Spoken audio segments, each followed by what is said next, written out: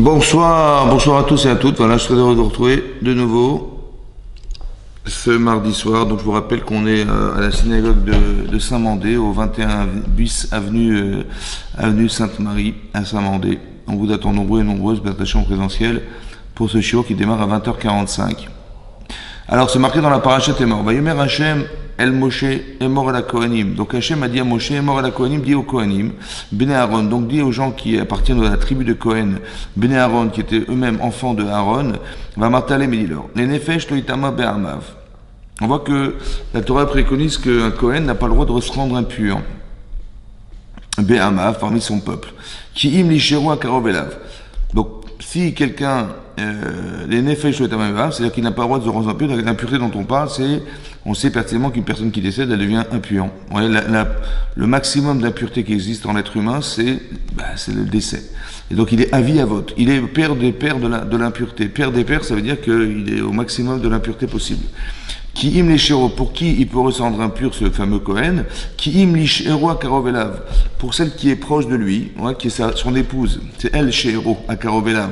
Les imo, pour sa mère, les aviv, son père, l'ivno, son fils, les bito, sa fille, velachiv et son frère. Velachoto a betula qui ronva elav, et aussi sa sœur qui est betula, qui est vierge, à Kirova Elav, qui est proche de lui. Asher Loïta Leish, qui n'a pas été marié à quelconque homme, là, Itama, pour elle, il pourra se rendre impur. D'accord? Donc on voit ici qu'on parle d'un sujet bizarre, qui est étonnant, quoi, c'est que le Kohen n'a pas le droit d'avoir un rapport, soit de toucher, soit d'être dans un espace où se trouve quelqu'un qui est décédé. D'accord? Seulement l'exception, il y a quelques exceptions, celles qu'on a citées. D'accord? Il y a 7 exceptions, en fait.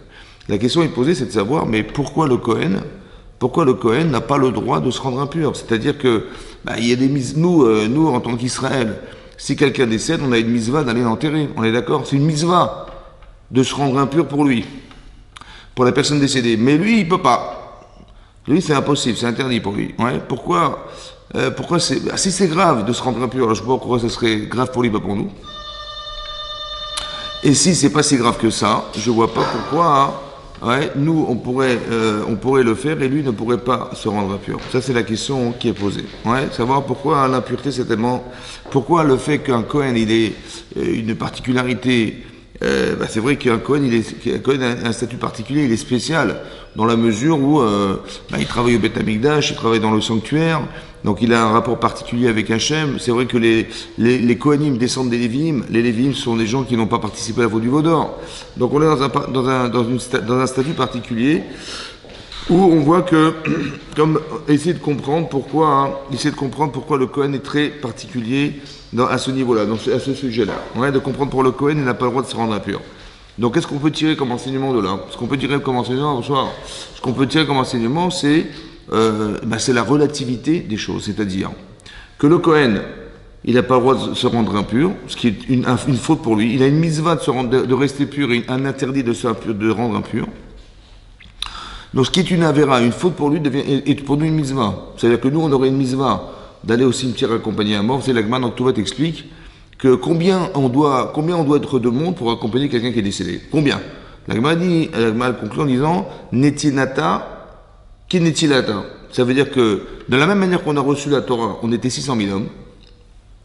Pour recevoir la Torah, de la même manière qu'on était 600 000 hommes, et quand on prend la neshama d'une personne, on lui retire en fait la Torah qui est en lui, alors il faut aussi 600 000 personnes. Ça veut dire que tant qu'on n'est pas 600 000, oui, alors il faudrait qu'on continue à regrouper le maximum de personnes pour essayer de faire en sorte que la personne, elle puisse avoir ce respect, le respect de la neshama. Mais vous avez vu que jusque-là, on doit aller, 600 000 personnes. C'est une grande mitzvah, donc ça a été une très grande mitzvah, mais le Kohen, non, il est exempté de cette mitzvah. A priori, comme c'est que de se rendre impur en rapport à la mort, c'était pour lui plus grave que d'accompagner quelqu'un qui est décédé. Voilà. Maintenant, pourquoi Alors j'explique, en fait, ce que je comprends là, c'est qu'il y a une forme de relativité. Ça veut dire que le émet, la vérité, est relative à la personne. Vous avez compris? Que lui, sa vérité n'est pas la mienne. La mienne, elle est différente. Pourquoi c'est différent? Parce qu'on n'est pas de même stature. Voilà. Et donc c'est très intéressant de comprendre que déjà, c'est-à-dire que on pourrait demander à quelqu'un de faire quelque chose dans sa vie, et pour l'un, ce serait une mitzvah. Mais pour l'autre, attention, surtout pas. Vous avez compris? Mais pourtant, c'est le même acte à accomplir, tout est à accomplir. En fait, on n'a pas le même degré de spécificité. Ça veut dire que la proximité à Hachem exige un certain niveau. Alors lui, a priori, il a une proximité d'autre, il a une autre fonction, le Kohen, et sa fonction est antinomique avec le fait d'avoir un rapport à la mort. Pourquoi? C'est ça qu'il faut comprendre. C'est marqué dans la paracha qui précède. Vous avez vu la paracha qui précède, la paracha de Vaikra, la paracha de Kedoshim, elle termine comme ça. Vous avez compris pourquoi je vous parle de ça? Parce que les psukim, les versets de la Torah, ils se juxtaposent. D'accord? On a souvent expliqué qu'il y a une logique de proximité dans les versets. Les sujets qui sont proches les uns des autres, oui, sont forcément en rapport logique. Quel est le lien logique qui existe entre les derniers versets de la paracha de Kedoshim et celle de Hémor? Alors là-bas, c'est marqué dans la paracha de Kedoshim à la fin de Kedoshim. C'est marqué comme ça.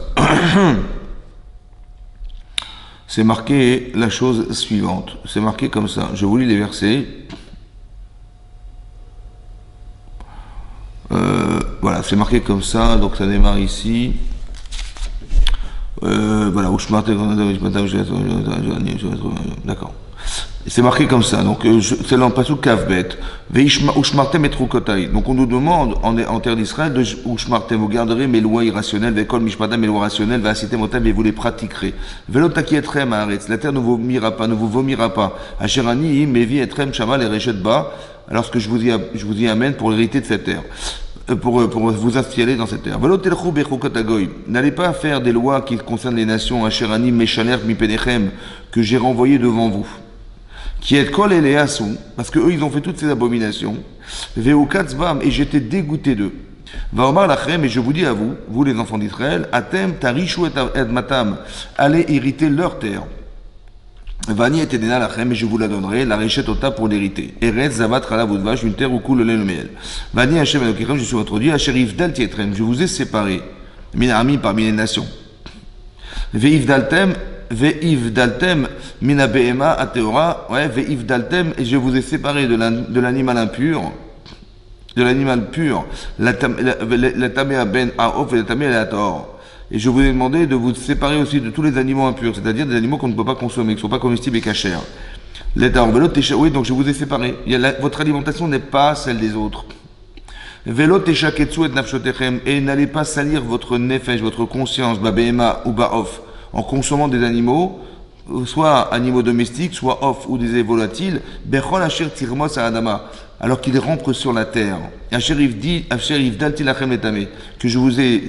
je vous ai séparé d'eux, les tamés, pour ne pas vous rendre impurs. Veitemli kedoshim, et vous serez pour moi des saints, qui kadoshani, parce que je suis saint. Lehavdi letrem minami, mais je vous ai donc séparé pour ça des nations, liotli pour être avec moi. Veish oisha. Donc c'est marqué clairement que il y a plusieurs manières de se rendre impur, on va dire. Dans les comportements. Ne faites pas comme ces nations qui ont fait des choses horribles en Israël, et ne consommez pas ce que je vous interdis de manger. Ouais, tout ce qui est rampant, tous les animaux qu'on a interdit de consommer. Comme si on pouvait se rendre impur de plusieurs manières. Ouais.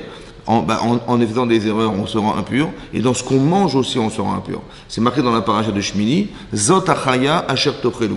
Zot achaya, voici l'animal sauvage, asher tochelu, que vous consommerez, mikol abehema, parmi tous les animaux domestiques. Vous avez compris, c'est pas logique. On nous dit, voici les animaux sauvages parmi les animaux domestiques. Alors Rachid expliquait que non, en fait, on parle d'animaux domestiques. C'est quoi Zot achaya? Voici l'animal, qui est chaya, en hébreu, ça veut dire animal sauvage, qu'on peut manger. Des cerfs, c'est des animaux sauvages qu'on peut manger, ne sont pas forcément domestiques. Là-bas, Zot achaya, Rachid Meshon Chaim. Vous êtes vivant. Vivant, ça veut dire que vous êtes lucide. Vous êtes en rapport avec la Torah. Vous avez une neshama spéciale. Alors, pour ça, il faut consommer des animaux spéciaux. C'est pour ça que là-bas, le Rachid amène l'exemple en disant qu'il y a quelqu'un qui est malade, il vient voir un médecin, il lui dit, qu'est-ce que vous avez? Il dit, j'ai ça et ça et ça, voilà les symptômes. Écoutez, il dit à la famille, écoutez, il peut manger ce qu'il veut. Après, il y a un autre malade qui rentre, et il lui dit, mais qu'est-ce que vous avez? Il dit, j'ai ça et ça, les symptômes, voilà. Il dit à ses parents, écoute, il dit à ses amis, il dit, écoutez, ça, vous lui donnerez, mais surtout pas ça. Il dit, mais j'ai pas compris, celui qui est passé avant moi, vous lui avez dit, il peut tout manger. Et moi, vous me dites, vous m'interdisez, pourquoi vous m'interdisez de manger ça? Il dit, parce que bon, lui, il est condamné. Et vous, non. Ça va? Donc, pour que vous surviviez, il faut que vous consommiez ça. Mais ça veut dire quoi? C'est quoi l'allusion derrière tout ça? C'est d'expliquer, on n'est pas fait de la même manière. Maintenant, manger du cochon, ça ne va pas nous changer notre vie physique. Hein. Je vous rassure qu'on peut prendre des forces avec en mangeant des choses pas cachères. Seulement spirituellement, ça a une incidence. L'animal qui n'est pas cachère, répertorié comme pas cachère, il a forcément une incidence spirituelle. Ça veut dire qu'on ne mange pas cachère, eh ben on n'est malheureusement pas attiré par la Torah, on s'éloigne. Ça s'appelle impur. Comme si que la mort était l'éloignement qu'on avait avec soi-même et Hachem. C'est ce qu'on appelle la mort. Et donc on se rend impur. L'impureté, c'est la conséquence physique, spirituelle de ce qui est mort. Vous avez compris? Et donc c'est pour ça que ici on nous dit attention, ne mangez pas ça, ne faites pas ça, n'agissez pas comme eux parce que je vous ai séparés pour vous rester purs. La pureté dont on parle, il faut la traduire après, qu'est-ce que c'est que pur? Mais comme c'est qu'on était lucide, on était clair, on était concernés, impliqués dans les mitzvot. Voilà. Ensuite c'est marqué après la fin du pasuk, la verbe de cette paracha, c'est de dire Ve'ish o isha, un homme ou une femme, qui yé ba'em hov o idoni. Si parmi eux se trouvent des gens de hov ou de idoni, Mot yumatur be'even yagemu otam de me'embam. Ceux qui pratiquent ce que faisaient Hov et Idoni, alors ils seront condamnés à mort. Qu'est-ce que faisaient ces gens de Hov et de Idoni? Oui. Alors, en fait, on sait, si vous voulez ouvrir avec moi la paracha de Shoftim, ouvrez la paracha de Shoftim. Là-bas, dans la paracha de Shoftim, qui se trouve dans Sefer Dvarim, on parle de ces peuples de Hov et de Idoni. C'est quoi Qu'est-ce qu'il faisait de spécial? C'est marqué là-bas, hein, ouais, la chose suivante. Voilà, c'est marqué, regardez, ouvrez la page 1094. Donc on est dans le Perek Yutret, dans le 18e chapitre. Vous voyez, Pasuk tête. C'est marqué là-bas, hein, Pasuk tête, donc le 9e verset. Qui ataba el haaretz, lorsque tu viendras en terre d'Israël, Asher Hashem Elokera noten lach, que Hashem te donne, l'otilman la asot kato evot agoimaem, n'apprends pas à faire comme ces abominations qu'ont fait ces nations qui étaient sur la terre d'Israël. Lo imatse becham avir beno ubito baesh, je ne veux pas que se trouvent parmi toi des gens qui vont passer leurs enfants, garçons et filles, sur le feu. Kosem kesamim, ou qui vont, Kosem fait faire des incantations, d'accord? Des divinations, me'onen, ou menachesh ou mechachef. Me'onen. Me'onen, ouais, ça se traduit par, en me'onen, d'aller voir des astrologues, ou de présages, ouais, ou menachesh ou mechachef, ou des sorciers. Vechover chaver, ou qui va charmer des animaux, comme ils font avec les serpents. Veshoel ov veidoni. Vous avez vu, on retrouve ov et idoni. Il demande à ov et à idoni. Vedore chez la métine. Qu'est-ce que faisait Hov et Idoni? Ils allaient consulter les morts. C'est-à-dire, la Gemara dans Sanhedrin, elle explique là-bas, ouais, Daf, Samerhe, là-bas, la Gemara parle de ça. C'est qui cette nation-là, Hov et Idoni? En fait, qu'est-ce qui se passe? Vous savez que de notre vivant, on a le souvenir du passé, on sait, on se rappelle, on est conscient du présent, mais on n'a pas accès au futur. On ne nous donne pas cette permission d'avoir accès au futur. Maintenant, il faut savoir que de façon embryonnaire, la Gemara dans Nida Daf Yud Dalet, elle dit là-bas qu'un enfant, même la Gemara dans Sota, elle dit aussi pareil, qu'un enfant dans le ventre de sa mère, il est roé misof aolam vatsofo. Il voit de la création du monde à la fin des temps. Oui, il a cette faculté. Et la Gemara demande dans Sota, elle dit mais comment il peut voir le ventre de sa mère faire? Il dit ben le ventre de sa mère, c'est comme un écran qu'il ouvre un éventail très large, il voit très loin, il voit tout. Donc on voit qu'un enfant n'est pas tributaire du temps de façon embryonnaire. Après sa mort aussi. Quand on décède, on n'est plus victime du temps. D'accord? Donc, qu'est-ce que faisaient les gens? Qu'est-ce que faisaient ces nations-là? Ils allaient puiser dans la capacité à aller consulter des morts. L'Agma dit qu'est-ce qu'ils faisaient? Ils prenaient des crânes, ouais, où ils mettaient des os dans leur bouche, etc. Ils arrivaient à faire des incantations comme ça. Ils arrivaient à communiquer avec les morts. Oui? Et la Torah nous dit ici, oui, que c'est comme ça. Donc les métimes, qu'est-ce qu'ils faisaient? Oh, Vidoni, ils allaient avoir une relation avec des gens décédés pour savoir ce qui allait se passer dans 10 ans, dans 3 ans, dans 20 ans. Et donc ils allaient savoir l'avenir de cette manière. Donc tous les jours qui étaient sceptiques, des gens qui avaient des doutes, qui étaient des névrosés, qu'est-ce qui va se passer demain? Je ne sais pas ce qui va se passer, de quoi il se fait mon avenir. Je dis t'inquiète pas, on va aller voir une cartomancienne, une nécromancienne. Ouais. Et la nécromancienne, elle va dire l'avenir, voilà, on va voir les consulter les morts comme ça. Mais ils puisaient ça de l'énergie qu'ils avaient d'aller voir de ce qui était déjà mort. Vous avez compris? Et là-bas, c'est marqué, le passage continue et dit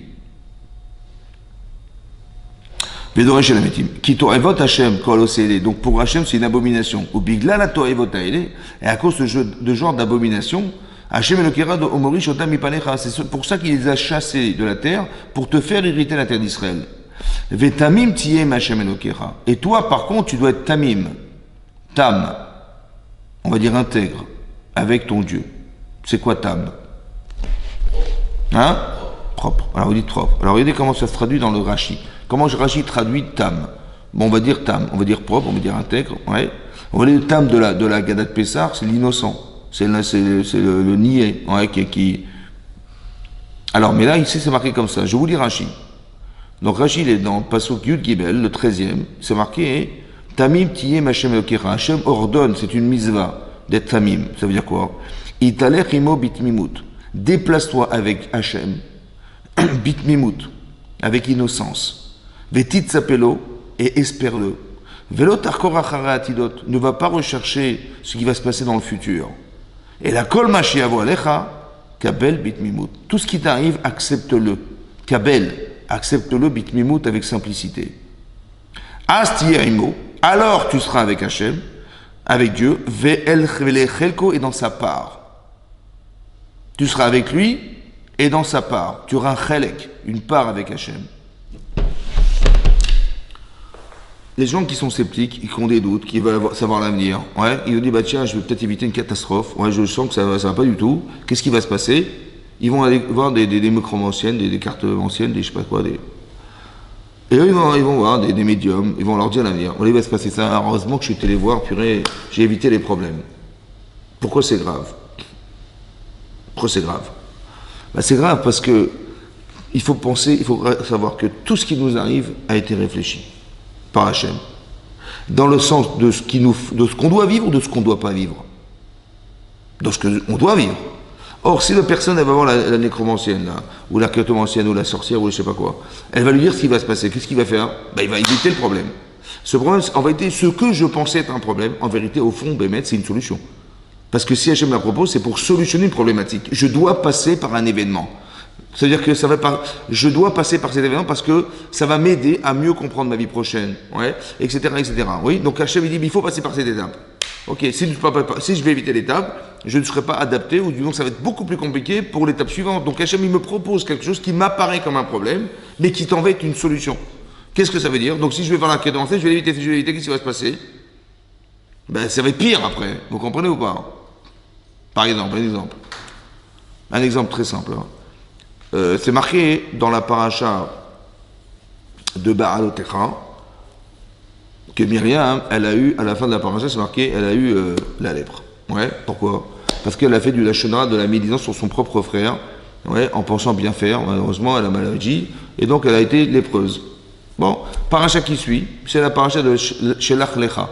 Donc qu'est-ce qui se passe? Les Israéliens ont dit, voilà, on va rentrer en Israël, il faut absolument envoyer des explorateurs. D'accord? Bon, Moshe, c'est pas oui, hein, il accepte. Qu'est-ce qu'ils ont fait les explorateurs? Ils ont fait du lashon hara sur la terre d'Israël. Ouais, ils ont dissuadé l'Israël de rentrer en Israël. Et à cause de ça, on est tous morts dans le désert. Rachid nous dit, regarde ces gens-là, ils ont vu ce qui s'est passé pour Myriam. Tu as vu les conséquences du lashon hara ou pas? C'est dommage que tu n'aies pas tiré des leçons de ce que tu as vu. Et si tu avais tiré des leçons, tu aurais évité de faire du lashon hara et on serait tous rentrés en Israël. Vous avez compris? Qu'est-ce que je suis en train de vous expliquer? Écoutez-moi bien. Mettez-vous dans la peau de cette femme. Ça va? Myriam, elle a fait du lashon hara. Bon, elle a pensé bien faire. Hein. Son frère, il s'était séparé de sa femme. Elle a dit, mais c'est quoi cette histoire? Sous prétexte de prophétie. En fait, elle s'est trompée. Ok. Ça veut dire que, bon, M. Rabbeinu n'est pas Myriam, le niveau de prophétie n'est pas le même, etc. Elle s'est trompée. Ok. Donc, elle a eu la tsarat. Mais non, ok. Donc, c'est un problème familial. Il y a un problème entre Aaron, Moshe et elle. C'est ça ou pas? Et pourtant, tout le monde a su. Tout le monde l'a su. Ça a été passé dans les journaux. Tout le monde l'a su. Pourquoi? Parce qu'il fallait l'attendre. Il fallait attendre madame que cette fameuse lèpre, elle devait s'en aller pour pouvoir voyager. Donc on a attendu Myriam une semaine. Ça veut dire que l'information qu'elle a fait du lashon hara a été su de tous. Je n'ai pas compris. Je n'ai pas compris. Je vous explique mon problème. Elle a fait une avéra. Ok, bah c'est entre elle et ses frères. Bah, elle a eu la lèpre, donc ça aurait dû rester familial. Non, c'est sorti, complètement sorti. Mais je comprends, la honte qu'elle a eue était au-delà de la faute qu'elle a faite. La honte que vous aimez, c'est que tout le monde, tout le peuple israélien a su qu'elle avait fait de la Shonara. Pour moi, c'est injuste, je comprends pas. Ça va, je comprends pas, c'est injuste. Ok. Mais Dieu n'est pas injuste. Non, je comprends pas ce qui s'est passé. Ok. Qu'est-ce qui s'est passé? Donc Hachem, il a fait ça. Mais pourquoi il a fait ça? Ça paraît bizarre. Pourquoi il a fait savoir? En fait, pourquoi il a fait savoir? Parce qu'il savait qu'on devait rentrer en Israël. Il savait que les Meraglim étaient fragiles à ce niveau-là. Et qu'ils avaient peut-être des intérêts personnels pour justement ne pas faire qu'on puisse rentrer en Israël, par intérêt personnel. Il y avait une fragilité. Qu'est-ce que fait Hachem? Il dit, écoute, tu sais quoi? C'est pas grave. Elle va avoir la tsarade, ça va se faire savoir. Mais pourquoi ça va se faire savoir? Pour que ces gens qui vont avoir l'information, ils puissent se dire. Tu te rends compte, cette tzadékette là, une femme exceptionnelle, elle est tombée dans le panneau de la Shonara. Ça veut dire que c'est subtil la Shonara. C'est très subtil. Alors, dorénavant, je vais faire très attention parce que j'ai pas envie de fauter vis-à-vis d'Hachem non plus. Vous avez compris ce que je veux dire? J'aurais dû tirer des leçons et tirer des enseignements et prendre sur moi de ne pas faire de la Shonara. C'est pour ça qu'elle a eu la Sarat. Maintenant, ils n'ont pas tiré de Moussard, ils n'ont pas tiré d'enseignement. Hachem, il avait envoyé l'information dehors, à l'extérieur. Elle ne méritait pas, la pauvre, que ça soit su, hein, c'est sûr. Mais c'était pour qui? C'est pour les autres. Ça veut dire que dès que vous avez vu une information qui sort de ses limites, c'est que forcément Hachem, il voulait qu'on le sache. Parce qu'il va nous arriver quelque chose qui est une problématique, qui va être solutionnée par ce qu'on a su. C'est pour ça qu'il a fait Dieu. Ça va? Ça veut dire qu'écoutez-moi bien maintenant. Elle a eu la tsarat, oui ou non? Ça s'est su dehors ou pas? Si les Meraglim avaient tiré l'enseignement, qui était celui qui était préconisé par Hachem, qu'on puisse tirer des leçons de ce qui s'est passé, on aurait évité le Shonara. On aurait évité de rentrer en Israël. On serait rentré en Israël. Grâce à qui? Grâce à elle. À elle toute seule. Ça veut dire qu'elle a eu le mérite à elle toute seule de permettre à tout le peuple juif de rentrer en Israël. C'est comme ça qu'il faut le lire. Seulement eux n'ont pas tiré les leçons. Au lieu de dire, qu'est-ce qui s'est passé? Comment elle a osé parler de Moshe Rabbeinu comme son propre frère? Ça se fait pas. Combien elle a eu? Une semaine, mais moi j'aurais donné 4-5 mois, moi. Qu'est-ce que tu as tiré comme enseignement? 0. Tu dis, comment elle a osé parler comme ça? Au lieu d'être critique dans ce que tu vois, essaie de tirer des leçons. Ça va? Et donc si tu tires des leçons, tu vas éviter prochainement de faire une avéra qui est très grave, d'empêcher l'Israël de rentrer en Israël, ce qui est très grave. Vous avez compris ce que fait Hachem? C'est-à-dire qu'il est Magdim Refo la Makar. En fait, il amène un remède à la problématique de demain. Je suis malade de quelque chose. Qu'est-ce qu'est le remède? C'est ce que j'ai su. Et ce que j'ai su aurait dû me soigner, et j'aurais évité d'être malade, comme j'étais malade, de faire croire en Israël qu'on ne pourrait jamais rentrer en Israël et ça aurait été une catastrophe. Vous avez compris ce que je veux dire? Ça, c'est comme ça qu'on raisonne. Mais pas l'inverse. En disant non, comme si Dieu n'était pas là, et tout ce que je vois, en fait, je suis en critique, au lieu de décrypter l'enseignement de ce que j'apprends, et de tirer des leçons et de faire vivre avec. Vous avez compris? Donc la personne qui va avoir une cartomancienne, une nécromancienne pour savoir l'avenir, en fait, c'est d'éviter ce qu'Hachem aurait voulu qu'il vive, que la personne vive. Là, tu aurais été dans la part d'Hachem, là, tu aurais été dans l'enseignement. Seulement, qu'est-ce que tu fais, toi? Tu es sceptique, tu as des doutes, tu n'es pas sûr de toi, tu es névrosé, tu es machin. Je ne vais pas souffrir de ce qui risque de m'arriver, ça va pas, on est sur un terrain sensible, là où il y a un problème, là, il va m'arriver quelque chose de catastrophique. En vérité, ce que tu dois vivre, il faut le vivre. Sois tamim. C'est ça, on dit tam. C'est pas idiot, hein. Parce que des fois, plus on est intelligent, et plus on va éviter les problèmes, soi-disant. Alors que si on est tamim, c'est un peu comme le tam de la Gada, mais d'une autre manière. C'est pas qu'il est bête. C'est que lui, il accepte tout ce qui lui arrive. Il ne se questionne pas forcément, vous avez compris? Il sait se questionner, mais il ne peut pas se questionner. On voudrait que des fois dans ta tête, tu sois capable de ne pas te questionner. Et d'accepter ce qui t'arrive. D'accepter ce qui t'arrive, c'est pas de le subir. Des fois, il ne faut pas accepter ce qui t'arrive. Ça veut dire, tu vas subir quelque chose, il faut accepter qu'il faut intervenir. Par exemple, je ne sais pas, imaginez-vous, on arrive devant la mer Rouge, ça va? Et on a été libéré il y a une semaine, et on voit les Égyptiens arriver. Je lui dis, j'accepte ce qui m'arrive. On va se faire tuer, c'est bon. Non, il faut d'Afka refuser ce qui t'arrive. D'accepter ce qui t'arrive, c'est de crier vers Hachem et de lui demander de te sauver. Pas dire, si Dieu veut qu'on meure, on va mourir. C'est pas ça qu'il t'a dit. Il n'a pas dit d'accepter la situation. Des fois, il faut faire l'inverse. Il faut refuser la situation. C'est ça qu'Hachem il voulait que tu fasses. Accepte de refuser ce qui t'arrive. Pour que tu puisses évoluer, Dieu va te sauver. Ou des fois, non, tu dois accepter. Ouais. Il t'arrive un problème, Ça t'a forcément changé. Tu peux pas être la même personne avant et après, c'est impossible. C'est ça, c'est cette transformation qu'Hachem voulait que tu subisses. Et c'est cette transformation qui va changer ta vie. Il faut que tu subisses quelque chose, en sachant que Myriam, par exemple, elle a fait du lâcher d'argent. Il faut que tu acceptes ça. Si tu étais à sa place, tu aurais été gêné. Vous avez compris? Et tu aurais dit, mais purée, mais c'est tellement compliqué de pas du lâcher d'argent sur les gens, c'est comment? Mais trop, cette femme, elle s'est fait avoir. Mais disons, c'est pas évident. Et puisque ça n'est pas évident, donc je prends mes précautions. Et je prends une précaution, donc quand j'arrive là-bas, je reviens pas sans consulter mon cher Rabbeinu. Je ne vais pas raconter des salades sur la terre d'Israël pour empêcher les gens de rentrer. Il y a forcément un parti pris derrière, vous comprenez ce que je suis en train de vous expliquer là? Hachem aurait tellement aimé qu'on soit libre de retirer ce parti pris. Comment je vais faire? Ben, j'apprends des leçons de ce qui est arrivé aux autres. Elle avait des partis pris aussi. Et c'est pour ça qu'elle a parlé comme ça. Mais moi, je devrais apprendre des subtilités de tout ça. Il y a un rapport psychologique au regard que j'ai de la situation. Et ce regard-là, il me touche personnellement, parce que si je l'ai vu, c'est que ça me parle. Dieu ne m'aurait pas montré une chose pareille. Donc si je l'ai vu, c'est que ça me concerne. Si je l'ai vécu, c'est que ça me concerne. Je suis Tam. Tamim tiye machenokera. N'allez pas puiser. Comme si que vivre, c'était d'être Tam. Et celui qui va voir, qui est en rapport avec ce qui est Met, vous avez vu que Tam, ça serait comment? Tav Met. Tav et même, Sophie. Il faut être Tam pour vivre. Et pas mettre pour mourir. Tu n'as pas besoin d'aller puiser ton énergie dans ce qui est mort. Mais va épuiser ton énergie dans ce qui doit vivre. C'est ça qu'Hachem te propose. Tu dis, mais si je vis ça, je vais avoir des problèmes. Comme si que je vais avoir une déperdition quelque part. Je dis, c'est l'inverse, mon chéri, c'est là que tu vas vivre.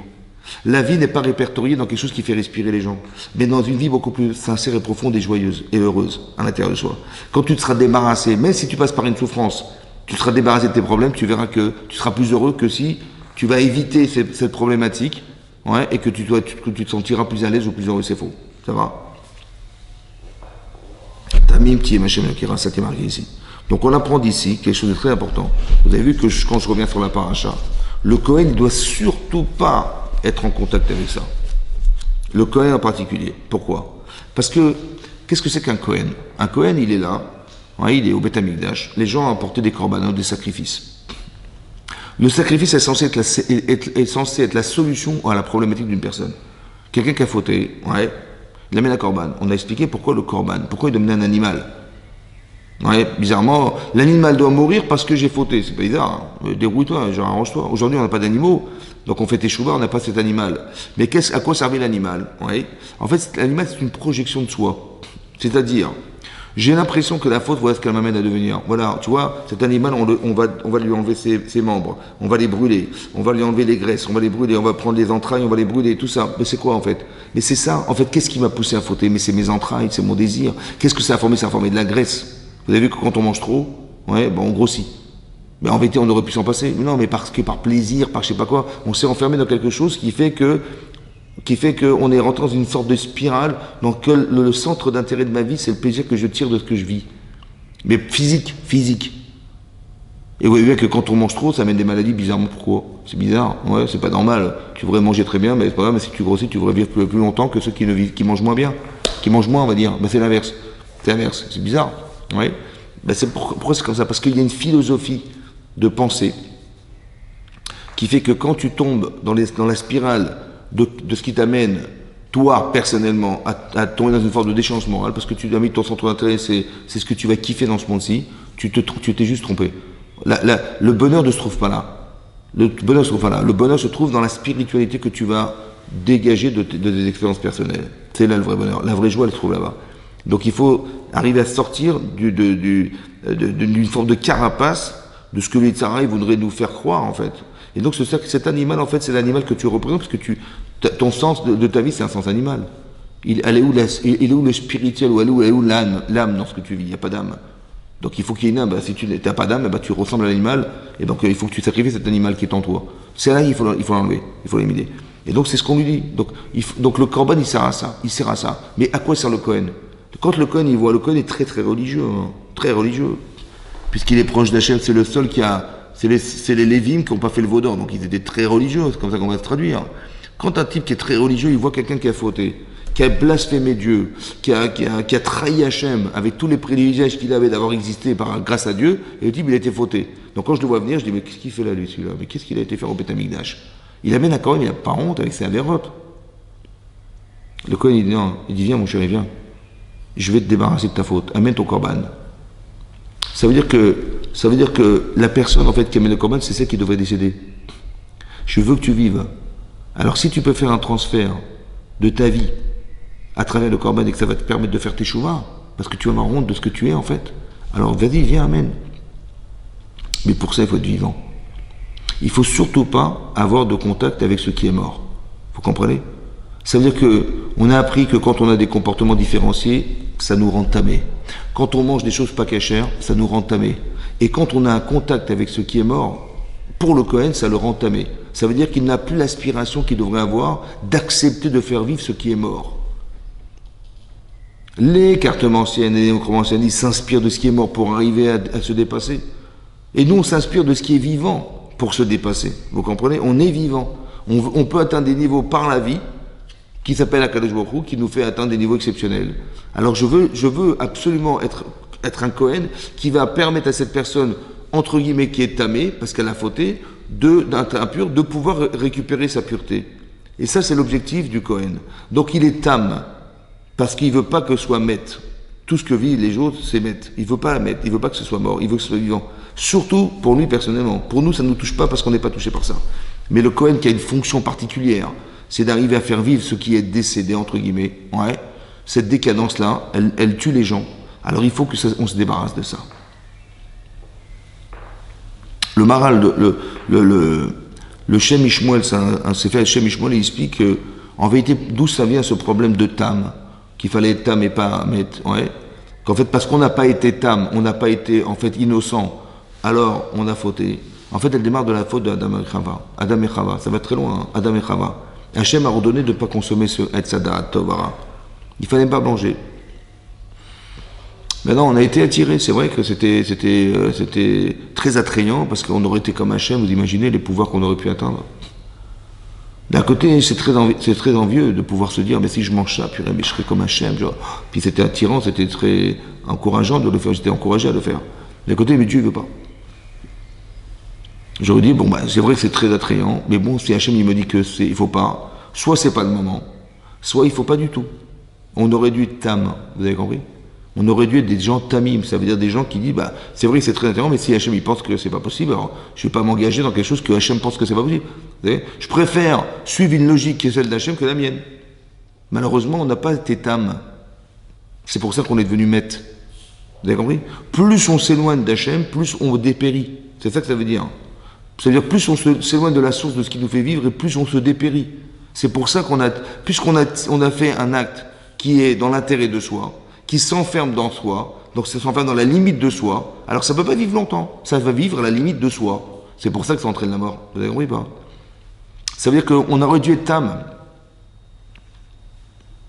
On aurait dû être tam, ça veut dire qu'on aurait dû être un peu naïf. C'est quoi la naïveté? C'est pas de la bêtise, c'est de dire, bah, si Hachem m'a demandé, il y a quand même une hiérarchie entre Hachem, ce que pense Hachem et ce que je pense, je vais quand même pas aller à l'encontre de ce que lui pense, puisqu'il a sûrement raison à la différence de ce que je pense.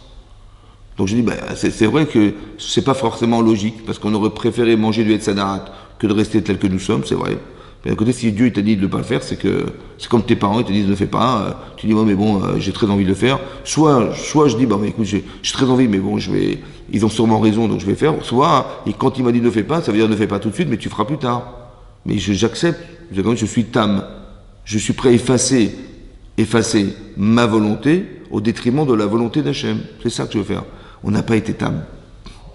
C'est pour ça, pareil pour le veau d'or, on n'a pas été tam. On dit on a des questions, on ne sait pas où il est passé Moshe Rabbeinu. Tu vois. On pense qu'il est mort, on pense qu'il a dû rater sa mission, parce que bon, il n'est toujours pas descendu, on attend, et on aurait dû être tam en disant, bah écoute, je ne sais pas. Qu'est-ce qu'on fait? Je ne sais pas. Qui va remplacer Moshe? Je n'en sais rien. J'aurais dû être tam, c'est-à-dire innocent, ça veut dire en disant, bah si il n'y a pas de solution, bah, Dieu il trouvera la solution. Si on n'est pas capable de nous désigner quelqu'un, bah Hachem le fera. Ouais. On a fait le veau d'or, vous avez compris? C'est un peu la même chose. Ça veut dire que dans la vie, des fois, mais si tu ne comprends pas, tu sais que c'est assourd, hein. Pourquoi tu rentres là-dedans? Tu vois? Ou c'est très tentant, où tu sais qu'il faut faire, et tu dis non, mais je préfère ne pas faire. Mais pourquoi tu n'es pas tam? Hachem, il te dit, vas-y, fonce. Pourquoi tu ne fais pas? Ou il te dit, ne fais pas, ne touche pas, c'est pas bon. Ouais, pourquoi tu fais? Mais c'est lui qui t'a créé. C'est stupide, vous avez compris? C'est tellement stupide que de remettre en question celui qui était le créateur de ce que nous sommes. Tu es spécial. Tu dis, mais je vois bien que les nations, ils mangent des choses pas cachères, et ils sont très bien, en bonne santé. Je vois pas pourquoi moi je mangerais pas. Ça va? Je dis, t'as raison, mais c'est pas un problème de santé. C'est un problème spirituel.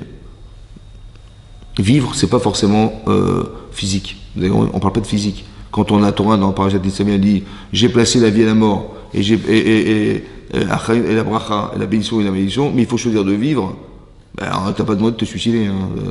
Donc vivre, c'est autre chose. D'accord? Il dit, ben, je te conseille de vivre. Ou bacharta bachaim, choisis la vie. Comme si le type, il allait choisir la mort. Non, c'est pas ça qui est marqué. Il y a marqué, il faut choisir de vivre, de ce qui nous fait vivre. C'est-à-dire, il y a des choses, il y a des mitzvot qui te font vivre, ouais, à l'intérieur de toi-même, ou qui te donneront une vie future. Alors pourquoi tu ne veux pas adhérer? Sois tam. Des fois, tu dis, ben oui, c'est très attirant. Mais heureusement que c'est comme ça. Heureusement que c'est attirant. Pourquoi? Parce qu'il faut faire un choix. Il faut faire un choix. Et donc ce choix-là, il n'est pas forcément simple. Donc c'est vrai que, c'est peut-être très attirant, très on va dire, qui est passionnant, soit, intellectuellement, je ne comprends pas, je vois pourquoi je m'en priverais. Donc c'est soit un problème intellectuel où je dois être tam, soit c'est un problème émotionnel où je dois aussi être tam. Mais de toute façon, c'est pas pour toi. C'est comme nous avec nos enfants, des fois il y a des choses qu'il ne faudrait pas qu'ils fassent, eux ils sont très tentés, on dit mais non, mais ne rentre pas là-dedans, tu vas. Le type il va commencer à fumer. Tu dis ouais mais ça me calme, puis quand j'ai faim, c'est un coup de faim. Alors parce que tu as faim, parce que tu veux maigrir, alors tu vas manger des trucs qui vont t'amener à mourir, c'est marqué sur le paquet, ça tue. Hein. Ou les gens disent ouais mais je suis très nerveux, vous avez compris, je suis très nerveux, il faut que je me calme, donc j'ai choisi la cigarette. Ça veut dire que tu as choisi quelque chose qui te tue, quoi. T'avais pas trouvé autre chose hein, comme solution, là? Bah, tout le monde fume. Et puis je vois que ça a de l'effet sur moi, pourquoi pas? J'ai compris, mais si tu veux te calmer, il y a plein d'autres choses qui te font vivre hein, sans être obligé de fumer. Bien compris, c'est bien? Donc on te dit, fais gaffe, c'est dangereux. Je dis, ouais, mais c'est tentant. J'ai compris, mais alors des fois, il faut être tam. Tam, ça veut dire, il faut dire, bon, c'est vrai, c'est tentant, mais bon, je vais quand même écouter la raison. Voilà. Je vais arrêter, je vais commencer à raisonner, je vais accepter la raison. La raison, ben, c'est ça. C'est-à-dire que le Kohen, en vérité, il a cette fonction d'être tam. C'est-à-dire que il va amener, on va devoir arriver à ça, arriver à cette fonction-là. C'est un problème fonctionnel, en fait. Ça veut dire que on voudrait nous apprendre ici quelque chose d'extraordinaire. C'est que Aaron à Kohen, on parle des Kohanim, ouais, et c'est marqué dans les Pirkei Avot. Ouais, dans les Pirkei Avot, c'est marqué. Hillel Omer, il a dit la chose suivante. Eve metalmidav, et vous metalmidav chez Aaron. Il faut être des élèves de Aaron à Cohen. Ouais, des élèves d'Aaron à Cohen. Que quoi? Qu'Aaron à Cohen, il était Rodef Shalom. Il pourchassait le Shalom. Oev et Abiriot. Il aimait les gens. Ou Mekarvan la Torah, il les rapprochait à la Torah. Oui? C'est quoi Oev Shalom? Oev Shalom. Bah, on dit que tous les gens qui avaient des problèmes conflictuels entre eux, il allait faire la paix entre eux. Ouais. Comment il faisait?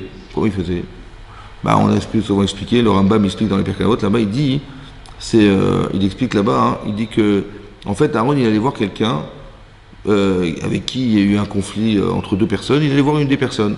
Il dit, tu sais, bah, je viens te voir parce que voilà, j'ai su que tu étais il y avait un problème de conflictuel avec quelqu'un d'autre. Il dit, ouais, tout à fait. Il dit, c'est bien de lui, vous parlez, oui, tout à fait, ça y est, on arrête, je ne lui parle plus, ça fait terminer. Hein. Je dis, bon, tu comprends, le pauvre, il est venu me voir. Il dit, ah bon, ouais. Puis, il était vraiment effondré, il m'a dit, on était des bons copains, des amis, ça fait des années comme ça pour des bêtises, voilà. Et puis bon, je sais pas, j'ai pas réussi à me faire pardonner, et puis voilà, je viens, je tape à sa porte, je lui téléphone, il me répond pas, il a changé son numéro, j'arrive plus à le joindre, etc. Mais ça me fait beaucoup de peine parce qu'on est des vrais amis pour des bêtises, etc. Et on n'arrive pas à se voir. Mais alors, ben, à un moment, il pleurait, hein, il était vraiment en larmes et tout. Il m'a dit, mais bon, j'ai pas réussi, peut-être vous, Aaron Cohen, vous allez réussir à le convaincre et tout. Vous êtes quelqu'un de prestigieux, de quelqu'un qui se fait respecter, peut-être qu'il va vous écouter, j'espère. Et l'autre, il dit, ah bon, ben, c'est vrai, dans ces conditions, bon, écoutez, je pense que, bon, ok, je vais lui parler. Et après, il va voir l'autre, et il fait la même chose. Ça va? Mais que du mensonge, hein. Il ne s'est rien passé, personne n'est venu le voir. Bon, on parle quand même de Aaron Cohen. Aaron Cohen, ça veut dire Cohen Gadol. Le Cohen Gadol, c'est l'homme le plus... le Cohen Gadol, c'est celui qui va rentrer dans le Kodesh HaKodashim du jour de Kippour. Je ne sais pas si vous vous rendez compte du niveau, quoi. Ouais. Et là, il a menti pas de problème. Ça vous va ou pas? Au lieu de leur faire de la morale, et leur dire, mais écoutez, ça se fait pas ce que vous faites et tout, vous êtes des amis, les tzara, vous comprenez pas, etc. Non, non, il a été mentir à l'un, mentir à l'autre. C'est honteux ce qu'il a fait, non? Ouais? Comment vous avez compris? Hein? Et de là, on apprend, hein? Hein? La fin justifie le moyen. Mais jamais, jamais la fin justifie le moyen. On voit aussi, c'est marqué dans la Gemara dans Yevamot, la Badav Samaré, la Gemara dit que Hachem aussi, il a menti pour le shalom. Hein? Parce que quand Sarah, elle a su par les anges qu'elle aurait un bébé l'année prochaine, elle a rigolé, derrière la porte. Amar Beliba, elle s'est dit à l'intérieur d'elle-même, elle n'a même pas prononcé quoi que ce soit. Hein. Elle a dit, mais Adonis Zaken, en parlant de son mari, dit, mon Seigneur, il est trop vieux. Bon, moi, j'ai retrouvé ma fertilité, elle était vieille, donc elle n'avait plus de possibilité d'avoir des enfants. Elle a trouvé cette capacité d'avoir des enfants, c'est vrai, ouais. Mais elle m'a dit, mon mari est trop vieux. Voilà ce qu'elle a dit. Hachem, il va voir Abraham Avinu, il lui dit, tu sais, ta femme, elle a rigolé. Ah ouais. Et, mais elle a dit qu'elle était trop vieille. Oui. Alors, pourquoi Hachem, il a besoin d'aller voir Abraham? Et pourquoi il a changé? Elle a jamais dit ça, elle a dit, mon mari est trop vieux. C'est bon? Qu'est-ce qu'on apprend de là? On dit, on peut faire, pour le shalom baït, la paix des ménages, on peut mentir. Mais depuis quand la fin justifie les moyens? Depuis quand tu peux faire une avéra pour une mitzvah? Hein? C'est assaut de mentir. Oui? Et là, on voit qu'on peut faire une avéra pour une mitzvah, ça n'a pas de sens. Alors de là, j'ai compris une chose, écoutez-moi bien. Pourquoi Hachem, il a été voir Abraham? Il dit, va voir ta femme. Pourquoi? Parce que si sa femme, elle trouve ridicule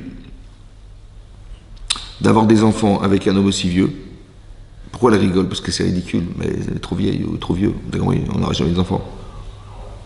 Si c'est ridicule, c'est qu'elle n'y croit pas. Si elle n'y croit pas, elle ne peut pas tomber enceinte. Il faut qu'elle y croie. Alors Hachem, il va voir son mari, il lui dit, écoute Abraham, ta femme, elle a rigolé. Ça veut dire, elle pense que c'est stupide, ça ne pourra pas se faire. Mais pour que ça puisse se faire, il faut absolument que tu la convainques que ça peut se faire. Ça va? C'est moi aussi, je vais dire à Abraham, bon, tu vas y aller, mais bon, elle n'y croit pas. Tu sais pourquoi? Non, parce qu'elle a dit que tu es trop vieux. Il dit pardon? Elle dit quoi? Elle dit quoi exactement? Hein? Il va y aller ou pas? Hein?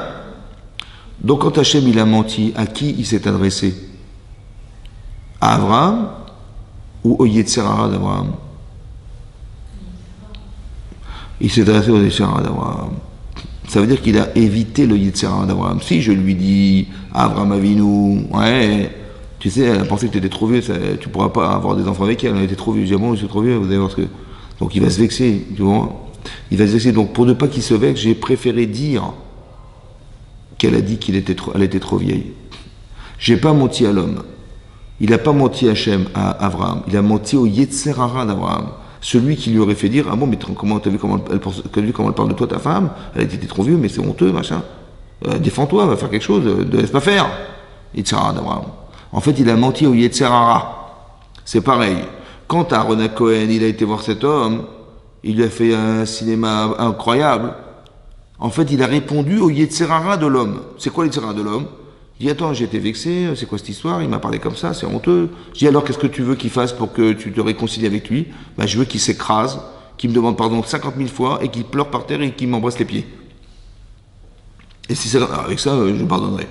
Ben, c'est ce qu'il a fait Aaron. Il a dit, vous savez quoi? Il était comme ça. En fait, qu'est-ce qu'il a fait Aaron? Il a été répondre au Yetzirah de l'homme. Il y a des fois, il ne faut pas leur dire la vérité aux gens. Il faut mentir. C'est quoi mentir? C'est pas mentir à la personne. Pourquoi? Parce que je mens à celui qui a menti. On était des bons amis, et le Yetzirah, il m'a fait croire que finalement, on n'a aucune raison d'être bons amis. Il m'a menti. Alors je peux mentir à celui qui m'a menti. Vous avez compris ce que ça veut dire? Parce que psychologiquement, en fait, il a été trompé. C'est comme il y a un Rambam, le Rambam Maïmonide, dans les lois de divorce. Il dit comme ça, quand un homme doit divorcer, il doit donner le guet, donner l'acte de divorce, mais volontairement. On ne doit pas l'obliger. Ça va? Voilà. Donc il doit dire, je divorce, ok, en bonne et due forme, il accepte le divorce. Mais s'il ne veut pas divorcer, par exemple, il dit non, je ne veux pas divorcer, sa femme, elle dit, il veut pas, il veut laisser, genre Aguna, c'est une femme qui va rester sans pouvoir se remarier, alors là, on lui donne des coups. Ah, tu es Omar Otsiani. Je te dis, oui, c'est bon, j'accepte. Mais je comprends pas. Le Rambam d'un côté, il te dit qu'il ne faut pas forcer quelqu'un. Et d'un côté, s'il ne veut pas, tu lui donnes des coups. Donc tu vas le forcer. Oui. vérité, c'est comme ça. Pourquoi le type, il veut pas que sa femme divorce? Pourquoi il veut pas il veut la laisser comme ça? Parce qu'il sait pertinemment que si, tant qu'elle n'a pas son guette, elle ne peut pas se remarier. Donc il se venge, en fait. Mais ça, c'est l'Yitzhara. Donc je lui dis, écoute mon chéri, il faut qu'elle puisse vivre sa vie, et toi tu vivras la tienne. Ouais. Il dit, mais vous rigolez, mais qu'elle crève, je lui donnerai rien du tout. Ça va? Donc c'est que c'est Yitzhara. Parce que le jour de la choupa, hein, ils se sont mariés, amoureux qu'ils étaient, et j'étais le voir. Je lui dis, alors c'est le plus beau jour de ma vie et tout. Bon, juste te poser une petite question. Si demain ta femme elle est déçue, elle est plus amoureuse de toi, elle a envie de refaire sa vie, elle a pensé qu'elle s'est trompée, tu lui donneras le guet ou pas? Je dis, bah, bien sûr, hein, si elle est malheureuse, je ne vais pas la laisser malheureuse, la pauvre. Hein? Et bien sûr que je lui donnerai son acte de divorce et puis bon, je serai malheureux évidemment, mais si j'ai pas réussi à la rendre heureuse, je ne vois pas pourquoi je la ferai souffrir et que bon, ben, elle vivra sa vie, c'est comme ça. C'est ça que tu penses? Ouais, c'est ou la pas. Bon, 10 ans plus tard, qu'elle crève, mais jamais. Et si je peux qu'elle crève comme elle est maintenant, et si elle peut pas se remettre, je serai le plus heureux du monde. Je n'ai pas compris, mais il y a 10 ans, tu m'as dit sur la roupa, je t'ai filmé, tu m'as dit que c'était possible, et maintenant tu me dis. Vous avez compris, il dit Sarah? L'accumulation de déception, l'accumulation a fait qu'il est devenu haineux. Il veut même pas lui donner son guette, qu'elle reste comme ça toute sa vie, comme ça, qu'elle soit plus heureuse de se remarier. Voilà, avec tout ce qu'elle m'a fait, voilà ce que je vais faire. Ouais. En fait, c'est ça, vous avez compris? Donc il s'est fait rouler ou pas? Alors, est-ce que j'ai le droit de mentir à celui qui l'a roulé? Je ne m'adresse pas à lui, en fait. Je trouve des solutions pour contourner ce qui était la bêtise. Vous avez compris? C'est ça, Rodef Shalom. Je vais chercher à faire vivre quelqu'un qui est déjà mort. Vous avez compris ce que je veux dire? Donc il faut que tu sois tam. Il faut que tu comprennes que derrière il a été bête, il a été tam. Vous avez compris? Pour aller chercher chez lui, en fait il veut divorcer. Au fond il veut se venger. Au fond il a de la rancune. Au fond, etc. Il a de la haine vis-à-vis de cette femme. Alors qu'il dit, ben, jamais de ma vie je te donnerai. Ça va? En fait il a été manipulé. J'ai le droit de mentir parce que je l'aime ce monsieur-là. Et je sais qu'il est bête, et je sais qu'il a eu tort de faire ça. Alors, par amour pour lui, je vais lui mentir. Pour le ramener à la lucidité qui lui a manqué un jour. Vous avez compris ce que je veux dire? C'est une chorma très très spéciale. Ça, c'est Aaron à Cohen, ça. C'est ça le Cohen. Qu'est-ce qu'il fait le Cohen? Le type, il arrive avec son corban. Je dis, mais amène ton corban. Débarrasse-toi de la saleté que tu as eue. Imagine-toi, tu aurais dû être le corban. On t'aurait dépecé, on t'aurait pris tes mains, on t'aurait fait, voilà ce qu'on aurait fait toi. J'ai pas envie. Justement, fais tes chouvas. Accepte que tu t'es trompé. Accepte que tu n'as pas été cohérent dans tes actes. Et accepte que tu n'as pas assez étudié la Torah pour savoir ce qu'il fallait faire dans ta vie. Et si tu l'avais su, tu l'aurais jamais, bien sûr. Donc en fait, comme si qu'on voudrait nous expliquer que plus tu te rapproches d'Hachem, et plus ça donne un sens à ta vie profonde et éternelle. Et plus tu t'en éloignes, ouais, la déperdition physique qui peut s'expliquer par la maladie, autant que la déperdition spirituelle. Le type il dit voilà c'est bon. Quand le rabbin il parle, ça me saoule, je sors. Je profite pour aller boire un petit bouchon, on fait kidouche vite fait vissé. Là-bas on fait un truc et après bon quand il a fini son petit discours et après je rentre, je finis ma prière.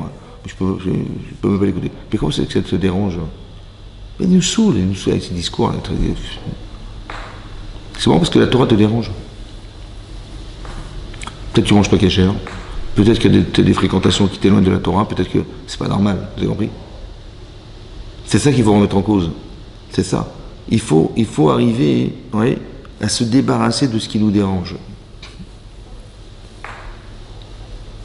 C'est ça. Le Cohen, il est là pour nous débarrasser de ce qui nous dérange. C'est pour ça que c'est intéressant parce qu'il y avait deux frères. Vous avez vu, il y avait Aaron, il y avait Moshe Rabbeinu. Aaron, il mettait en application ce qu'il avait appris de Moshe Rabbeinu. Vous savez qu'on étudie la Torah, ouais. C'est pas, on doit être évidemment des spécialistes de ce qu'on étudie. C'est vrai. Mais je pense qu'il faut prendre à charge de devenir ce qu'on étudie. C'est-à-dire, imaginez-vous, vous êtes au boulot, ouais. Vous êtes dans un réfectoire, vous êtes en train de manger entre collègues, ouais. Et tout à coup, il y a un nouveau qui arrive. Il arrive. Je dis, tiens, il y a un nouveau. Qu'est-ce que vous faites? Avraham Avinu, qu'est-ce qu'il a fait? Il cherchait les invités, il a couru vers eux. Après, il aurait dit non, mais bonjour, comment ça va? Qu'est-ce que vous faites là? Vous êtes dans le désert, vous êtes embarrassé. Il dit mais vous inquiétez pas, je m'occupe, mais je vais pas faire grand-chose. Hein. Je vais faire un petit quelque chose. Et ne vous inquiétez pas. Il a préparé un truc de malade, un repas de folie. De là, on apprend Omrim, Meat, les tzadikim, ils disent pas grand-chose, mais ils font beaucoup, etc., etc. Ouais. Et vous avez compris? Ça veut dire que je sais qu'Abraham il a fait ça. Razak Baruch Abraham Avinu. Je l'ai lu dans la Torah. Mais à quoi ça sert de l'avoir lu? Il faut que tu t'imprègnes de ça, que tu prennes à charge d'être un petit peu comme Abraham. Tu vois quelqu'un qui est embarrassé, tu vas le voir, tu cours vers lui. Tu vas même lui faire croire que tu ne vas pas faire grand-chose pour lui, mais tu vas faire beaucoup plus que ce que tu vas dire. Ça va? Mais ça veut dire qu'on doit tirer des enseignements. On doit apprendre la Torah pour s'approprier l'enseignement de la Torah. C'est pas pour dire Abraham il a fait ça, comme des fois je dis voilà ce qu'a fait Abraham Avinu, ouais, mais c'était Abraham Avinu, il a fait chose, mais c'était Abraham Avinu. Mais c'est aucun sens de dire une chose pareille. On n'est pas là pour mettre une médaille d'or à Abraham Avinu. On est là pour apprendre d'Abraham Avinu. Donc quand on étudie la Torah, on voit que Aaron Akon, il était Rodef Shalom, il cherchait la paix. Je dois m'imprégner de cette valeur, prendre à charge ce personnage pour dire que moi aussi je vais être Shalem, moi aussi je vais être en paix, moi aussi. Vous avez compris? C'est marqué Yaakov Avinu, il était Tam Yoshev Ohalim. Yaakov Avinu aussi, on voit qu'il était Tam. On voit que Yaakov, quand il est parti quand il s'est battu contre l'ange, il s'est réconcilié avec son frère, il est sorti de là Shalem. Shalem, ça veut dire entier. Tam et Shalem. C'est quoi Tam? Tam, ça veut dire qu'il a accepté ce qui est arrivé. Shalem, c'est qu'il en est sorti grandi. Il était entier. Ça veut dire quoi entier? Entier, ça veut dire qu'on peut se diviser. Mais là, il était entier. Quelqu'un qui est entier, c'est qui est capable de faire coïncider sa neshama avec son corps. L'incertitude, l'inquiétude, la névrose, l'angoisse, c'est que mon corps ressent des choses et mon cerveau n'a pas la capacité à le réconcilier avec la situation. Comme c'est que mon corps était un enfant, qui était fragilisé, qui était sceptique, qui était angoissé, qui était je sais pas quoi. Ouais. Et ça, je n'ai pas les certitudes. Je n'ai pas les certitudes. J'ai pas réussi à argumenter pour réconcilier l'enfant qui est en moi. J'ai peur. Ouais. En fait, quand j'ai peur de l'avenir, j'ai peur de ce qui va m'arriver. Et je dis, mais Hachem, il t'a pas fait un sale coup. J'arrive pas et j'ai pas réussi intellectuellement à raisonner, en fait, de faire raisonner mon corps en lui disant, mais ne t'inquiète pas, j'ai pas trouvé d'argument pour réconcilier cet enfant qui est en moi, en lui disant, mais t'inquiète pas, je suis là, tu vois, il va rien t'arriver, Dieu, il n'est pas là pour t'embêter, ouais, pour le calmer. Ouais. Donc je suis divisé. Mais si je suis réconcilié, je suis Shalem. Et plus que ça, j'ai même la joie de savoir que, vous savez qu'à Tisha B'Av, on n'a pas d'étude à Torah. Là, pourquoi? Parce que c'est marqué Yesharim, il est marqué Pikodé Hachem, Yesharim mais ça me relève. Que l'étude de la Torah, ça mène à la joie. Mais pourquoi ça mène à la joie? Parce que quand j'étudie la Torah, mais je vois les trésors d'équilibre intérieur que ça amène. Comment se débarrasser de ce qui nous sépare d'Hachem, de nous sépare de nous-mêmes. Comment le Israël nous manipule pour nous faire avoir. Oui, ben, il y a des trésors là. Donc tu vas les étudier, tu vas tirer des enseignements, mais surtout tu vas te charger de l'enseignement. Tu vas prendre sur toi d'être cette personne. Et là tu verras la simcha. Là tu verras la joie. Là tu verras l'équilibre. Là tu verras le shalom. Là tu verras. Tu verras l'inverse du désordre. Tu verras de l'ordre dans toi. Tu te sentiras pleinement épanoui dans ce que tu vas faire. Quelle simcha d'avoir pu rendre service à ces gens-là. Ouais. Ils sont dans le désert, ils sont embarrassés. La personne elle arrive, elle connaît personne. Mais tu sais qu'elle connaît personne. Si tu avais été à sa place, il vient, il débarque. Il vient être embauché. Ouais. Il vient, il rentre dans la cuisine, dans la salle à manger, les gens mangent. Il se trouve ça, il connaît personne. Ben, va le voir, réconcilie avec lui-même. Ouais. Dis-lui, voilà, comment vous vous appelez, bonjour, je me présente, machin, voilà. Le type, il sent qu'il y a quelqu'un qui est là pour lui, quoi. Ouais. Tu l'invites à ta table, il mange avec toi. Voilà, c'est ça. J'ai vu ce qui est marqué dans la Torah. Je prends cet enseignement et je prends à charge d'être cette personne. C'est ça l'étude de la Torah. Et c'est comme ça que je deviens un être de Torah. Je deviens un être de Torah. Et puisque je deviens un être de Torah, donc je deviens l'être qu'Hachem il espère que je sois. Kedoshim tiyu ki kadoshani. Soyez kadosh, soyez distant de tout ce qui vous sépare de la vérité de la vie. Soyez distant de ça. Ça veut dire la distance, c'est quoi? C'est séparez-vous de toute la saleté, de toutes les torivot qui vous empêchent d'exister. Et vous allez voir que tout à coup, vous allez vous rejoindre ce que vous êtes au fond de vous-même. Et en se rejoignant soi-même, on rejoint Hachem, parce qu'il y a ni Hachem, je suis Hachem. Moi aussi, je suis Kadosh. Comme c'est qu'on avait la mitzvah d'être lucide selon la Torah, pour se rapprocher de la lucidité qu'est celle que Hachem il a en lui. Et c'est comme ça qu'on se rejoint. Vous avez compris? C'est ça. C'est ça. Voilà, c'est ça. Et bien le Kohen, il a cette fonction. Et donc lui, il doit se séparer de tout ce qui est mette. Pourquoi? C'est comme ça que je lui disais, tout ce qui vous angoisse, il faut vous en éloigner. Tout ce qui pollue votre existence, tout ce qui va intervenir dans vos esprits, dans votre pensée, dans toutes les formes d'influence négatives qui se trouvent autour de soi, ouais, débarrasse-toi. Ouais, tous les complexes qu'on peut avoir, débarrasse-toi de tout ça. Débarrasse-toi de tout ça. Ouais, c'est comme je vous avais dit, quand Korach, il va raconter à la terre entière que Moshe c'est un imposteur.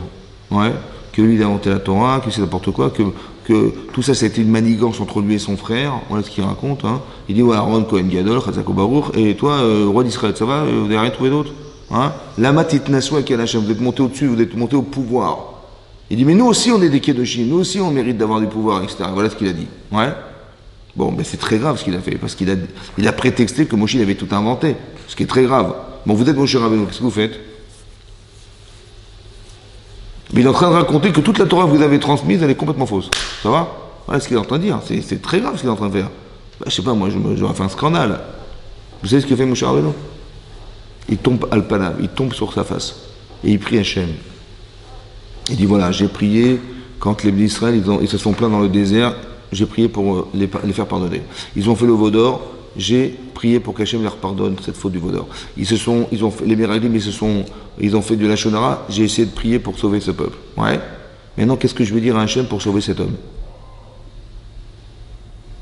Vous avez compris ou pas? Ça veut dire, c'est-à-dire que ce qu'il entend, hein, ça le touche même pas. Vous avez compris ou pas? Il a compris qu'il a un Yetzira spécial. Il dit, mais je vais prier Hachem pour qu'il l'aide à se sortir de là. Ça veut dire ne jamais être victime de la bêtise des autres. Vous avez compris ça? Tu dis, le type, il est fou. Il te raconte des salades sur toi-même. Tu dis, vous avez compris? C'est même marqué dans la Lacha que quelqu'un qui fait du Lachonara sur quelqu'un d'autre, ouais, tous les mérites qu'il a, il bascule chez lui. Truc de fou, quoi. Pour ça que c'est marqué là-bas que Olam Haba, le type il arrive, il découvre qu'il a fait des misères qu'il n'avait jamais fait de sa vie. Il dit mais d'où ça sort ça? J'ai jamais fait ça. Mais oui, parce que le type il a fait de la Lachonara sur toi, et ben toutes les saletés que tu avais, ben, ils ont été chez lui, et toutes les saletés et tous les bienfaits qu'il avait, il les a donnés. Vous avez compris ou pas? Ça veut dire que ça me touche même pas. Vous avez compris ce que je veux dire? Vous avez compris? Il faut avoir ce recul de se dire mais le pauvre. Hein. Au lieu de dire, mais comment il a osé parler comme ça, mais comment il a osé m'insulter, machin, et pour qui s'est pris celui-là, voilà ce que je vais dire. Je lui dis, mais le type, il a un problème. Tu vas pas te rendre malade des gens qui ont des problèmes. Te rendre malade. Tu dis, ben, je vais prier pour que Bert Hachem réfouche chez les mains, quoi. Vous avez compris ce que je veux dire? Mais pas te rendre folle ou te rendre fou parce que monsieur ou madame, ils sortent des salades sur toi. Vous avez compris ce que je veux dire? Tu dis, comment il a osé faire ça, et comment il a osé faire ça? Ben, c'est vrai qu'il a la physionomie d'un être humain. C'est vrai. Mais est-ce qu'il a le cerveau d'un être humain lucide? Non. Alors pourquoi tu regardes la personne telle que tu la vois? Regarde le cerveau. Et le cerveau, petit problème. Ouais. Dis bah le pauvre, il faut chez les mains. Ouais, on lui souhaite une bonne guérison. Mais quelqu'un qui est pas cohérent, qui est pas lucide, qui est pas machin, t'as pas honte de te rendre malade parce qu'il a un problème ou elle a un problème. Vous avez compris ce que je veux dire? Ça doit pas te toucher. Si tu sais que c'est faux, ouais, mais quand même, comment il a osé dire, comment il a osé faire? Mais pourquoi tu sais dire quoi comme il a osé faire? Il a un problème. D'accord? Donc toi, ça te touche. C'est vrai, mais non, c'est complètement faux. Alors pourquoi ça te dérange? C'est faux. Tu dis, oh, mais voilà, je suis torturé. Mais tu es torturé parce que tu as du bon sens. Tu dis, mais comment il a osé parler de moi? Mais c'est faux ce qu'il a dit. Mais tu as raison que c'est faux. Alors, si c'est faux, alors, ne te rends pas fou. Tu comprends ce qui se passe? Il faut avoir... Et c'est ça être un adulte. Vous avez compris? L'autre, il va puiser son énergie dans le mal, parce qu'il y a aussi une capacité d'énergie dans le mal pour retrouver des choses qui sont déjà mortes. Ouais. Je vais puiser dans ce qui est déjà mort. Et comme ces gens-là, ils sont morts, ils sont déconnectés du temps, alors je vais pouvoir savoir ce qui va se passer demain. Je vais aller chercher mon énergie dans ce qui est mort. Ouais, comme si tu pensais que quand tu vas choisir la Avera, tu vas vivre avec. Voilà. Tu t'amènes là-bas et tu crois que tu vas vivre avec une Avera. Mais tu t'es trompé, mon chéri, c'est faux. C'est pour ça qu'on apprend d'ici que le Kohen, il va puiser son énergie dans ce qu'il doit vivre. Et que si la personne, elle est embarrassée par ses fautes, on va le débarrasser de ça, parce que tu es lucide, tu es tam. Tu es un vecteur de vérité. Le Kohen, il est là pour faire le shalom entre un homme et Hachem. Voilà ce qu'il fait. Voilà. Et bien, j'ai de la peine pour toi. Pas que je suis dégoûté de toi. Tu dis, mais comment t'as osé faire ça? T'as pas honte d'avoir trahi Hachem? Le type, il se sent proche d'Hachem, il dit, mais t'as pas honte? Je dis, non, au contraire, j'aurais tellement aimé que tu rejoignes ce que je suis. Vous avez compris? Et donc, je t'amène ce korban, amène, fais teshuva, reviens, rejoins ce que tu es. Rejoins au fond ce que tu es. Rejoins ce que j'ai adhéré, les valeurs sur lesquelles j'adhère. Donc, j'ai une autre façon de regarder les gens. Vous avez compris? C'est cette façon vraie qu'on doit avoir. Rodef Shalom. Les gens qui sont équilibrés, on n'a pas besoin de s'occuper d'eux. Mais ces gens qui ont des soucis, qui sont déséquilibrés, qui n'ont pas forcément la connaissance, ou qui ont des problèmes de midot, ou des problèmes de fonctionnement, que ces gens-là, il faut pas dire, faut pas les rejeter parce qu'ils ont des problèmes, il faut au contraire leur dire, mais je vais te ramener à l'existence, je vais te ramener à ce qui est lucide, je vais te débarrasser de ce qui te sépare d'Hachem et de la cohérence. Vous avez compris? Donc c'est ça le travail qu'on doit. On doit être Rodef Shalom, c'est ça les midot. Aaron, il est Rodef, il recherche ça, il pourchasse la paix. Et Moshe Rabbeinu, c'est le Hémet. Comme si on devait associer les deux notions. Tu dois être vrai autant que tu dois être chesed. Parce que le chesed, la bonté, parce que la vérité n'est pas, elle n'est pas rigide. Elle est très élastique, la vérité. Et donc il faut que tu sois capable de faire du bien et de te faire du bien à travers cette vérité.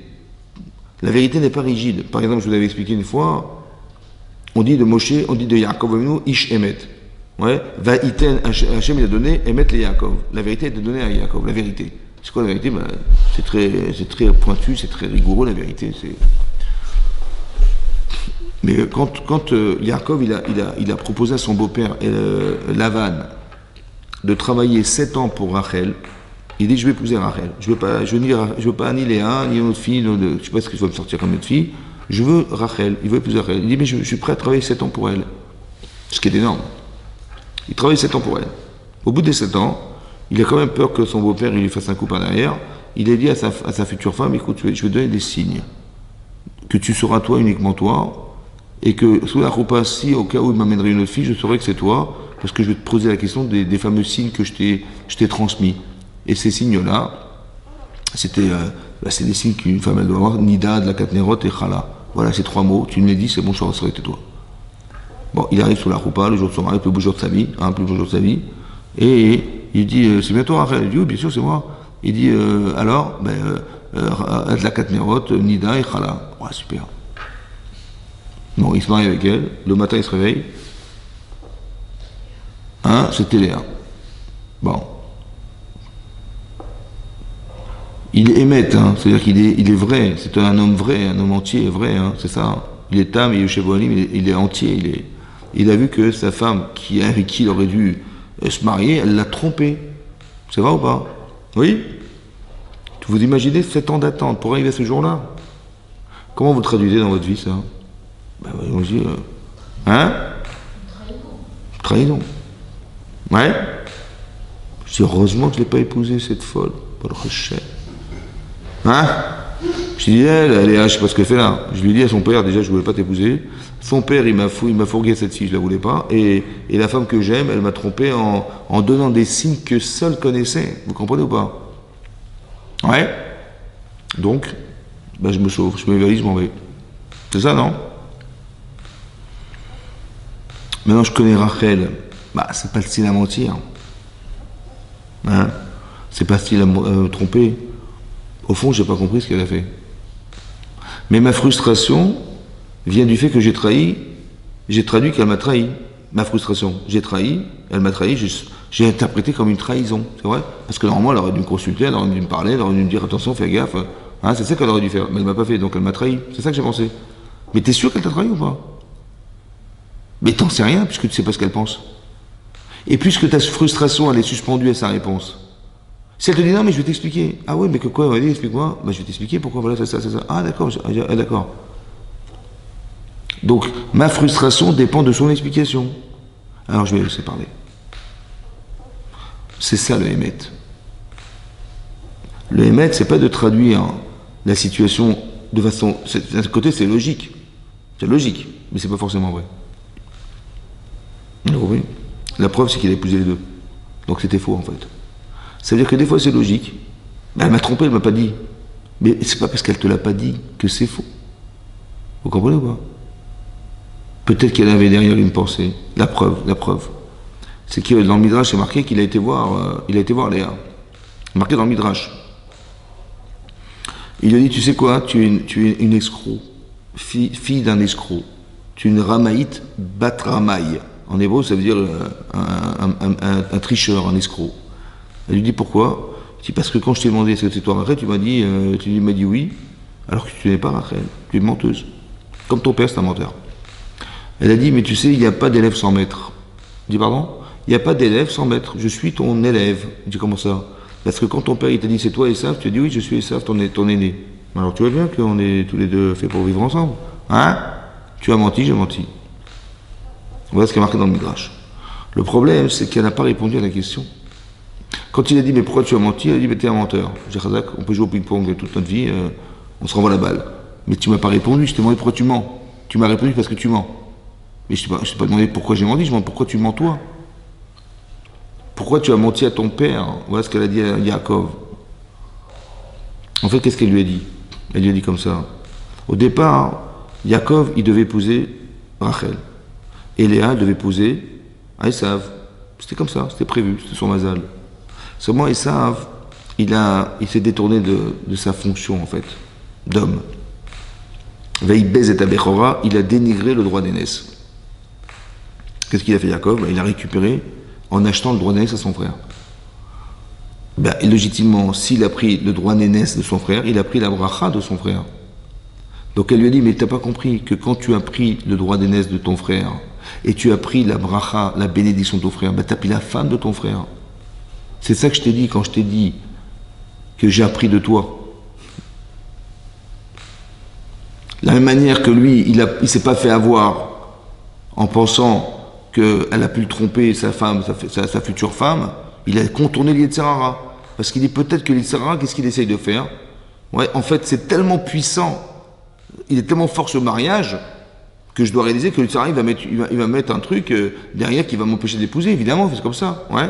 La frustration amoureuse, voilà ce qu'il a essayé de faire. Mais ça va marcher. Parce que j'ai compris que j'ai contourné ça. Mais pour ça, il faut être émette. Le émette, vous avez compris que s'il était rigoureusement émette, vrai, il se serait sauvé en courant. Mais c'est pas ça la vérité. La vérité, c'est pas ce qu'on peut te faire croire. C'est celle à laquelle tu dois croire. C'est Hachem.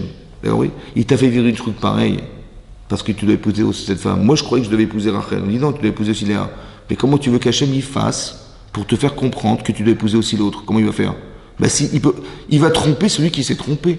Comment tu veux qu'il fasse autrement ? Vous avez compris ou pas ? Donc j'accepte d'être trompé parce que je me suis trompé. Exactement comme Yitzhak, il s'est trompé en pensant qu'il devait donner la bracha à son fils Esav, il s'est trompé. Mais comment vous vouliez qu'Hachem y fasse pour lui faire comprendre qu'il devait bénir Yaakov ? Il a été trompé par son fils Yaakov parce qu'il s'est trompé en pensant qu'il devait donner la bracha à son fils Esav. Il s'est couru. Vous avez compris ou pas ? Donc accepte que tu t'es trompé. C'est pour ça qu'on t'a trompé. Maintenant, c'est ça le Hémet. Le Hémet, c'est pas ce que tu vois. La vérité, c'est ce que tu dois comprendre. Qu'est-ce qui est caché derrière, derrière cette apparence ? Tu dis, il y a une apparence, mais qu'est-ce qui est caché derrière ? Il y a le Yetzirah qui est caché derrière. Donc si tu peux contourner ça, ça s'appelle faire du shalom. C'est ça la vocation du Kohen. C'est pour ça que je vous explique. Mais ça, il faut être vivant pour voir ça. Il faut être tam, il faut être avec Hachem. Parce que celui qui est avec Hachem, tu peux être très religieux et tu n'es même pas avec Hachem. Tu peux être très religieux, orthodoxe, tu dis mais qu'est-ce qu'il faut là, celui-là, avec son korban ? Il n'y a pas honte. Mais c'est pas ça la Torah. C'est pas ça l'orthodoxie. La vérité, c'est qu'Hachem... Tu crois qu'Hachem, il t'a demandé de te moquer de lui ? Ou de le refouler ? Non. Il t'a dit, occupe-toi de lui. Occupe-toi de lui. Parce que plus on sera solidaire avec Hachem, plus Hachem, il pourra envoyer le Mashiach. Mais pas dans soi-disant refouler tout ce que tu ne reconnais pas. C'est pas toi le bon Dieu, c'est lui le bon Dieu. Donc Hachem, est-ce que tu crois qu'il t'a téléphoné Hachem? Il t'a dit bon, envoie le balader, fais du lâcher sur ça, fais des machins. Non, il t'a dit non, au contraire, moi je voulais te montrer une défaillance, non pas pour que tu te moques de lui, mais pour te dire, si tu pouvais l'aider, ça aurait été bien. Toi qui es intelligent et toi qui es capable de voir de façon lucide les défauts des autres, eh ben aide-le à se débarrasser de ça, plutôt que de te moquer de la carence. C'est pour ça que je t'ai montré, mais pas pour que tu te moques. Qu'est-ce qu'Hachem il voulait que je fasse? Ben oui. Le type il croit qu'il fallait se moquer de lui. Ben non, il fallait pas se moquer de lui. Pourquoi, qu'est-ce que tu voulais qu'il fasse le Cohen? Il devait accepter le Corban, l'aider à se débarrasser de ça. Vous avez compris, de sa faute. C'est ça la vocation, c'est ça le shalom. C'est ça le shalom, shalem. Il faut que ce soit entier. Il n'y a pas de défaut, il n'y a pas de relation qui soit fausse dans ça. Vous avez compris? C'est comme ça qu'on doit voir. On doit voir de l'intérieur, pas de l'extérieur. C'est ça le vivant. Alors que l'autre, il voit tout ce qui est mort. Il voit ce qui est mort. En fait, pas ce qui est vivant. Donc c'est pour ça qu'on ne doit pas aller voir des cartes anciennes et des trucs qui puisent leur énergie dans ce qui est déjà décédé. C'est pour ça qu'il y a une relation étroite entre la paracha de Kedoshim et celle du Kohen. Vous avez compris? Lui, il ne peut pas se rentamer. Il ne faut pas qu'il ait de rapport à la main. Même de toucher, c'est pas possible. Parce que nous, ça n'a pas d'incidence, mais sa Neshama, elle refuse ce rapport. Parce qu'il ne faut surtout pas qu'il soit maître. Il faut qu'il accepte de faire vivre ce qui devrait mourir. Au contraire, la faute nous tue, donc il faut qu'il se débarrasse de ça. Si je t'en débarrasse, tu vas vivre. C'est ça que le Kohen a pour vocation, et c'est ça qu'on doit nous s'inspirer de ça. On n'est pas des Kohanim, mais on a compris qu'il y a une sorte de raisonnement, de gymnastique intellectuelle qui nous amène à comprendre que c'est comme ça qu'on doit faire. C'est ça la vérité. Et donc on s'en inspire, Bezat Hashem, pour faire vivre. Chazak Baruch.